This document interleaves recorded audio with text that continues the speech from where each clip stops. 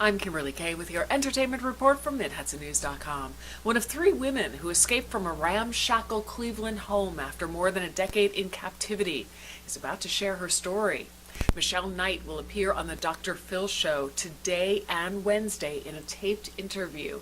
She was kidnapped in 2002. The show says Knight describes the horrible conditions in the house and reveals her physical, mental, and sexual abuse. The show says Knight talks about being tied up like a fish and spending weeks chained and tortured in the basement. Knight, Amanda Berry, and Gina DeJesus escaped May 6th when Berry pushed out a door and yelled for help.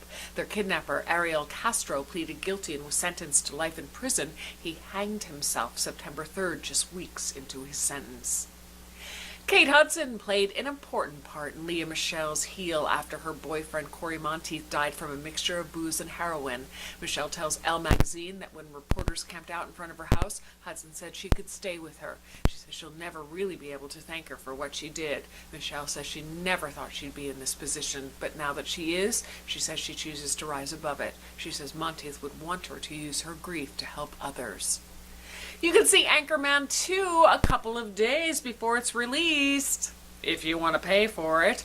A super ticket will get you into the special screenings. You can buy one online starting November 26th. No word yet on how much it'll cost. But a super ticket for World War Z cost $50 that paid for an early screening, a digital copy of the movie, a pair of custom 3D glasses, a poster, and a small popcorn. Well, how much do you usually make when you have a yard sale? Oprah Winfrey made $600,000 for charity. The Los Angeles Times says simple things like a teapot went for $1,000, and a large print of Oprah on the cover of TV Guide sold for $3,000. 2 crushed velvet sofas went for a total of $87.50. The stuff came from her homes in Hawaii, Indiana, and California, and the money will go to Oprah's School for Girls in South Africa.